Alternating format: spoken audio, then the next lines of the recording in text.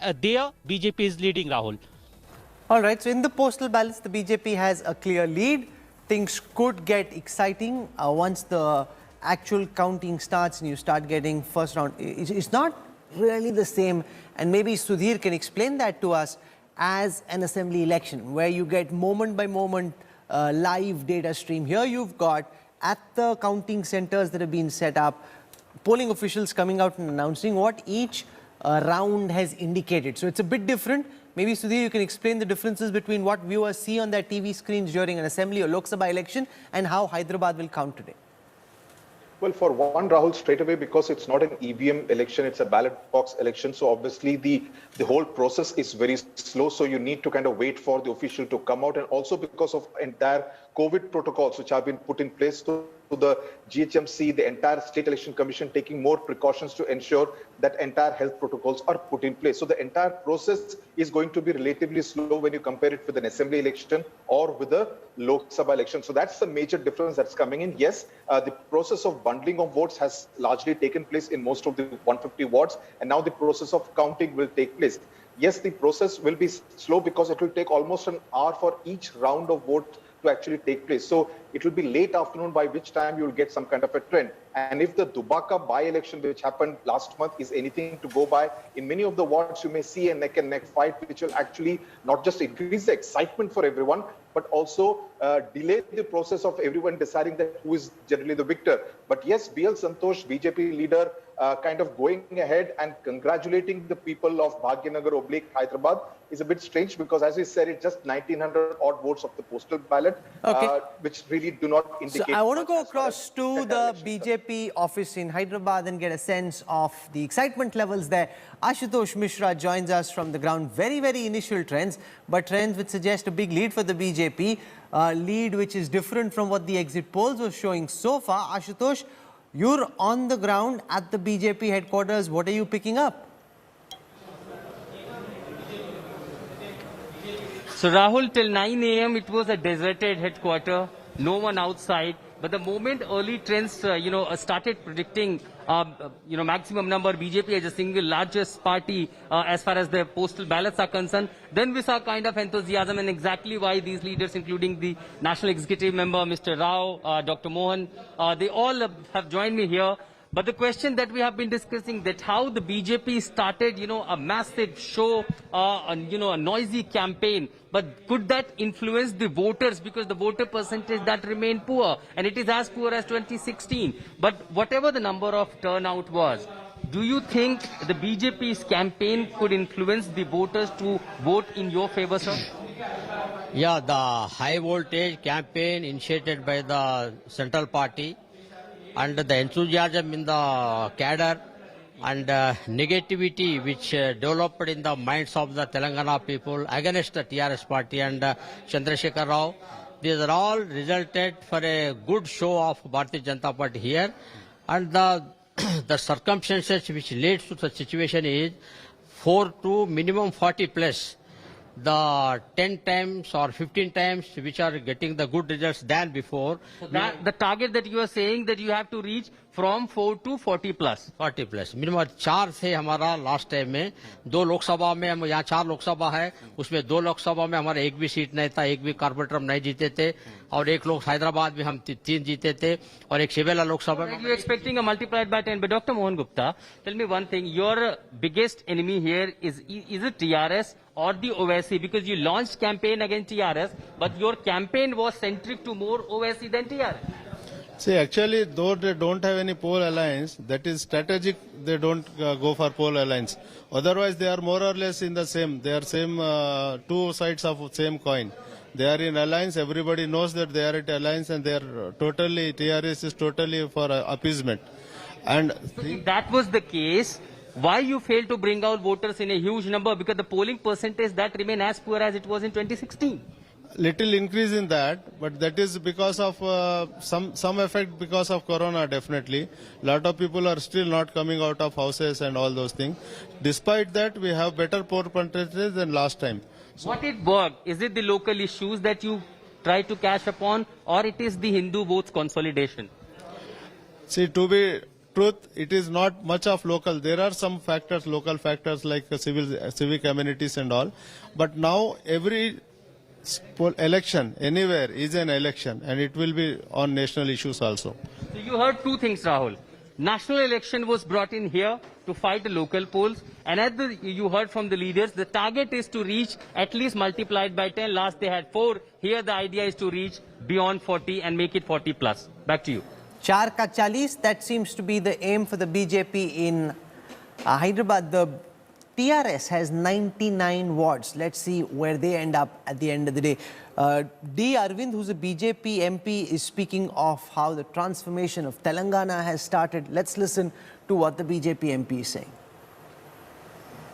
This is a paper ballot election, so let us wait for the final result. Let us wait till the evening. But it is a clear message to TRS party that Telangana people and GHMC people have given that we need a change here. Still 3 years plus to go for the local government, and people have decided to vote for a change. And they have decided that Mr. Modi's leadership, non-corrupt administration is what is required in the state of Telangana. Let's just show our viewers, in case you missed the heat and dust of the campaign trail, the kind of exchanges that happened between the BJP, the TRS, the AIMIM when canvassing was going on for the Hyderabad municipal elections. हम हैदराबाद को नवाब निजाम culture से मुक्त होकर एक mini India बने ऐसा शहर बनाने की दिशा में आगे बढ़ेंगे। निजाम कल्चर को त्याग कर एक आधुनिक शहर बने, इस प्रकार का हम हैदराबाद को बनाएंगे। मित्रों, हम सबको तय करना होगा कि हैदराबाद को भाग्यनगर बना करके फिर से विकास की नई बुलंदियों तक पहुंचाना है, तो हम सबको तय करना है। ये पुराने शहर की आवाम इस तौहीन का जवाब 1 दिसंबर को देगी और बताएगी कि ये जो सर्जिकल स्ट्राइक की आप बात कर रहे थे ना, हम डेमोक्रेटिक स्ट्राइक करके दिखाएंगे बीजेपी के खिलाफ 1 दिसंबर को इंशाअल्लाह ताला। सर्जिकल स्ट्राइक जहां तक मेरी जानकारी है शत्रु देश पे किया जाता है, तो पता नहीं यहाँ क्या हो रहा है। बीजेपी के जो यहाँ के लीडर हैं पूरी के पूरी तरह से वो मतलब अपने संतुलन खो चुके हैं और 4 वोटों के लिए 4 सीटों के लिए कुछ भी बोलते हैं, जिससे हैदराबाद की ब्रांड इमेज और हैदराबाद की बिजनेस भी अफेक्ट हो सकती है।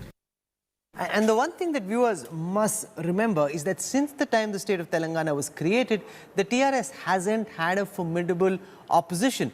And Kalyani Shankar explained the significance of that. K. Chandrasekhar Rao led the party to power on the back of his ability to carve out a separate state of Telangana from the undivided state of Andhra Pradesh that gave him a groundswell of support and popularity. He's never really been challenged because the Congress was a diminished force, the BJP virtually non-existent at that time in the state. So this is really the first time the TRS is having to deal with some kind of opposition. Yeah, you are very right, Rahul. The problem is that the BJP's surge is because of the slide by the Congress, also TDP and CPI, CPM, they are also nowhere there. So this is because Chandrasekhar Rao has built a cult around himself, and after the creation of Telangana, he's taken all the credit for him and his party. So that is why they, managed to get the huge number of seats in the assembly. And he had continued for the past 6 years, and we very cleverly, even in 2018, he advanced the poll so that he would not be affected by any other thing. At that time, you had this demonetization and other problems. He just didn't want to face any of those. And he has maintained his cult figure even today. And people are really, in Telangana, he has managed to wipe out the entire opposition. Only now BJP is surging forward. I don't know whether he will be able to check them now. We will have to see. This is the Greater Hyderabad Municipal Corporation election is one of the steps which you can see whether he will be able to arrest the rise of BJP. I want to go across and show our viewers what happened in the last assembly, what happened in the last municipal elections here. And this will give you a sense of where things stand. And remember, and this is where I want King Shuknak to come in, that you've got the TRS sitting on 99 wards out of the 150 wards that exist. in the greater Hyderabad area, the BJP had only 4. The AIMIM came in at number 2 because of their hold on the old city of Hyderabad with 44 wards. So you've got the BJP going from 4 to wherever it ends up, and you've got the TRS at 99. What would, according to you, King Shuknag, be a respectable number for the TRS to end up at? Because is anything less than 99 bad news for them, or do you think if they just get enough to ensure that they have the mayor in Hyderabad, that will be enough? Is something they are looking for, but more important is the problem that BJP is coming up. And as I said before, the BJP is going to challenge TRS, and that is what their fear is. Now, TRS has been in power ever since the state became a reality in 2014. That is because Mr. K. Chandrasekhar Rao was seen as the creator of Telangana, though actually he did not create Telangana. Telangana was created by Sonia Gandhi, and at that point, the Congress and the TRS were in alliance. But Mr. K. Chandrasekhar Rao very smartly jettisoned the Congress. As a result, the Congress became non-existent, and he took all the benefits. And he has been in power for the last 6 years, and he's seen as the promoter of Telangana. At the very beginning, Telangana people were very happy when they were voting for him. But over the years, they have seen him convert himself into a neo-Nizam. His behavior is a very high-handed behavior. He lives in a palace. There's a small chief minister's house. He broke it and made a new palace. And then he broke the secretariat. So people are seeing that. So for the first few years, they were enamored of him. Now they have started getting very annoyed with him. And this charge, T.S. Sudhir, of KCR being called the new Nizam, you know, he likes to stay indoors. We've together been to his big house, and the kind of lifestyle he leads creates the kind of fertile ground that the BJP leads. You've got KTR, his son, you've got K. Kavita, who was with us this morning. They're accused of running a dynastic party, the kind of party that the Congress is an easy opposition. So it's an attack that the BJP is used to very strongly, directing those pot shots at the Congress at the center and carrying that now to the state of Telangana in the same kind of fashion.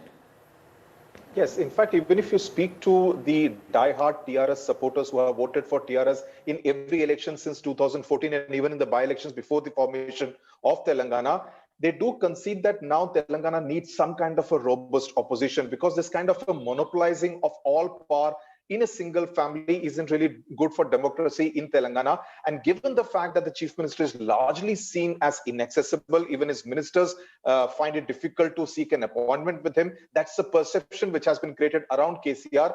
That makes it easy for the BJP to make inroads, especially when the Congress has gone downhill. And so the BJP, which has been derided by KT Ramarao as a Delhi party, as opposed to a gully party, a gully boy, that is the TRS, but it is the Delhi boy which is really trying to call the shots here in Telangana, occupy the opposition space. In a sense, it is the BJP, Rahul, in this election, which is saying, apna time aayega. So even if the BJP goes from 4 to say 25 to 30, it would be sending a big message to the TRS and the people of Telangana that here is an alternative.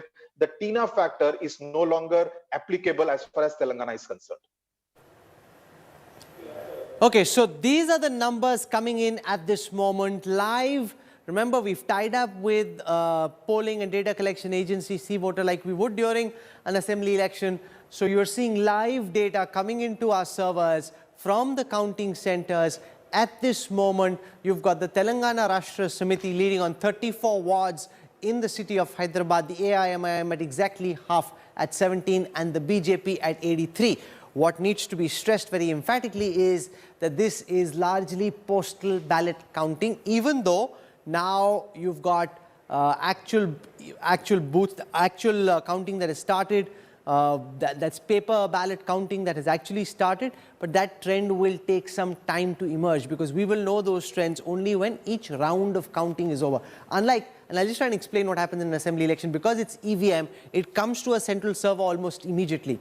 Here, you will have, after every round, people coming up and telling you how many votes have been counted and where the numbers stand.